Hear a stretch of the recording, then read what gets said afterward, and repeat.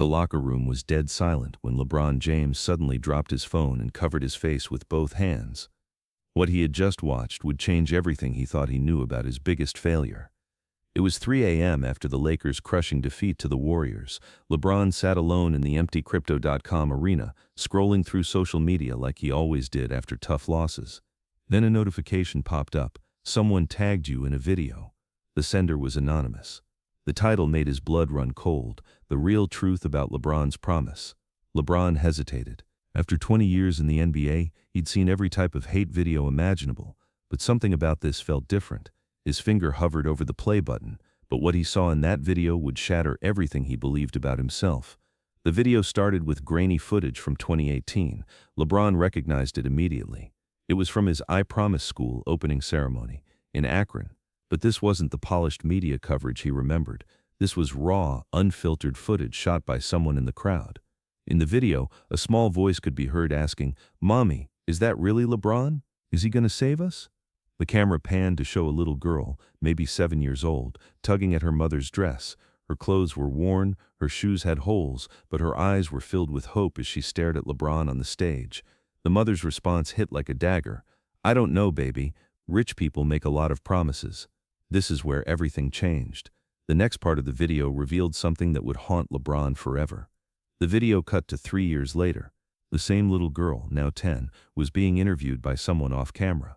But she looked different, tired, defeated, the hope in her eyes was gone. "Did LeBron's school help you?" the interviewer asked. The girl shook her head. "I never got in. They said there wasn't space. Mama said rich people only help some kids, not kids like me." LeBron's hands were shaking as he held the phone. He remembered that opening day, the celebration, the media praising his generosity, but he'd never thought about the kids who didn't get in, the ones still waiting. "Where do you go to school now?" the interviewer continued. "The old school. It's got holes in the roof and the heat don't work. But Mama says beggars can't be choosers. You haven't seen the biggest shock yet." What the little girl said next would bring LeBron to his knees. The camera zoomed in on the girl's face as she continued. "I still watch LeBron's games though. Every single one. Mama says I'm being silly, but I keep thinking maybe if I watch enough, if I cheer loud enough from our broken TV, maybe he'll remember there are more kids like me." She paused, then looked directly into the camera. "LeBron, if you ever see this, I forgive you. I know you can't save everyone, but maybe you could try to save just a few more." LeBron dropped his phone. The video was still playing, but he couldn't watch anymore. Tears were streaming down his face. In 20 years of basketball, through championships and defeats, he'd never felt pain like this. Hold up, don't miss this detail. The video wasn't over, and what came next would change LeBron's life forever. LeBron picked up his phone with trembling hands. The video had shifted to show dozens of similar interviews. Kids from Akron, kids who'd applied to I Promise School but didn't get accepted, kids who were still struggling in the same broken system he'd left behind. Each story was the same. Hope turned to disappointment, dreams deferred. But in every interview, the kids still spoke about LeBron with love, not anger. They understood he couldn't save everyone, but they'd hoped maybe they'd be chosen. A boy named Jamal, missing 2 front teeth, smiled at the camera. "LeBron gave some kids a chance. That's more than anyone else did. I ain't mad. I'm proud he's from Akron like me." Another girl, wearing a faded Lakers jersey, said, "My friend got into his school. She's going to be a doctor now. Maybe LeBron can't save me, but he saved her. That's something, right? What you're seeing now is nothing." The final part of the video contained a message that would rock LeBron to his core. The video ended with a title card. "LeBron, this isn't about hate. This is about hope." 1,240 kids applied to I Promise School. 1,240 got in.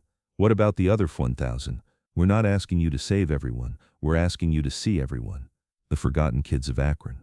Below that, a phone number appeared on screen. LeBron stared at that number for what felt like hours. 3:47 a.m. He should go home. He should sleep. He should forget about this video.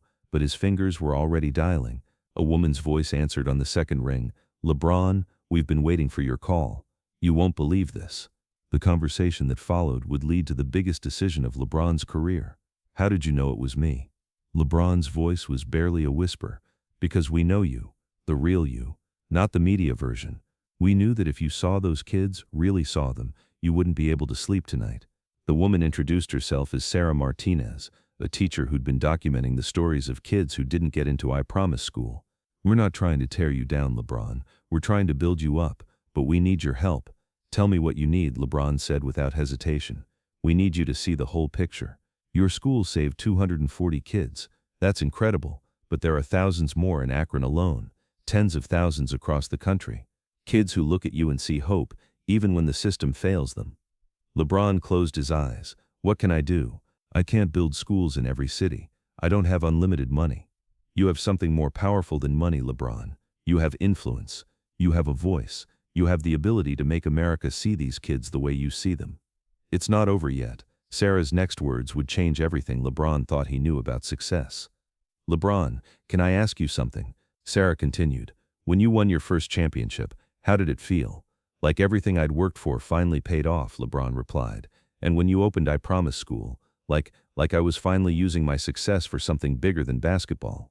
Now imagine how it would feel to know that every kid in America who looks like you, who comes from where you come from, has a real shot at success. Not just the lucky few who get into special schools, but all of them. LeBron was quiet for a long moment. "That's impossible, is it? Or is it just bigger than anything you've attempted before?" This last-minute revelation changed everything LeBron thought he knew about his purpose. Sarah's voice softened. "LeBron, that little girl in the video, her name is Destiny. She's 10 years old, and she's never missed one of your games. Not one. Her TV is broken half the time, so she goes to her neighbor's house. Sometimes she watches on her phone with no sound because they can't afford data." LeBron's heart was breaking. Where is she now?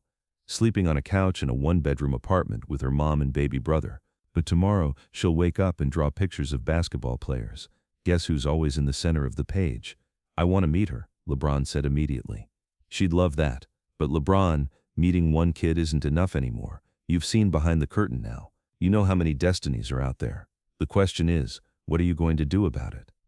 LeBron stood up in the empty arena. Around him, 20,000 seats sat empty, but in his mind, he could see them filled with kids like Destiny. Kids who needed more than basketball entertainment. Kids who needed hope. "I'm going to change everything," he said quietly. And then, Sarah said something that would haunt LeBron for the rest of his life. "LeBron, before you make any big promises, I need to tell you something else. Destiny, she wrote you a letter. We didn't put it in the video because we thought it might be too much, but maybe you're ready to hear it now." LeBron's voice caught in his throat. "Read it to me." Sarah's voice trembled as she began.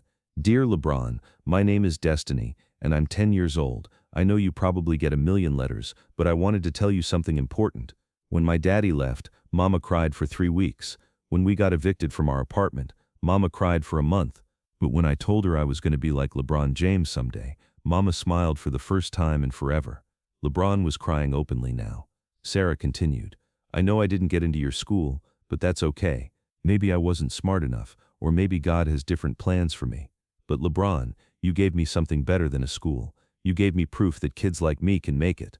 Every time you score, every time you win, every time you speak up for what's right, you're showing me that my dreams aren't too big." The letter went on. "I'm going to keep watching your games, even when Mama says we can't afford cable. I'm going to keep studying, even when my school books are falling apart. I'm going to keep believing, even when everyone says kids from my neighborhood don't make it. Because if LeBron James can become who he is, then maybe Destiny Johnson can become who she's supposed to be too."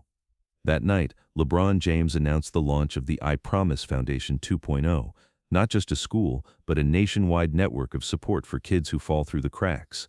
The goal, ensure that every child who looks up to LeBron James has access to the same opportunities as the lucky few. 6 months later, LeBron met Destiny in person. She was wearing a brand new Lakers jersey, and she had a question for him. "LeBron, when you saw that video, did you cry?" LeBron knelt down to her level and smiled. "Destiny, I cried because I finally understood what my real job is. It's not just to score points. It's to make sure kids like you know that you matter." Destiny hugged him tight and whispered, "I always knew you'd come back for us." That video didn't just make LeBron cry. It made him realize that true greatness isn't measured in championships or school buildings. It's measured in how many kids go to sleep believing their dreams are possible. This is Destiny's faith. This is LeBron's awakening. This is the power of seeing everyone.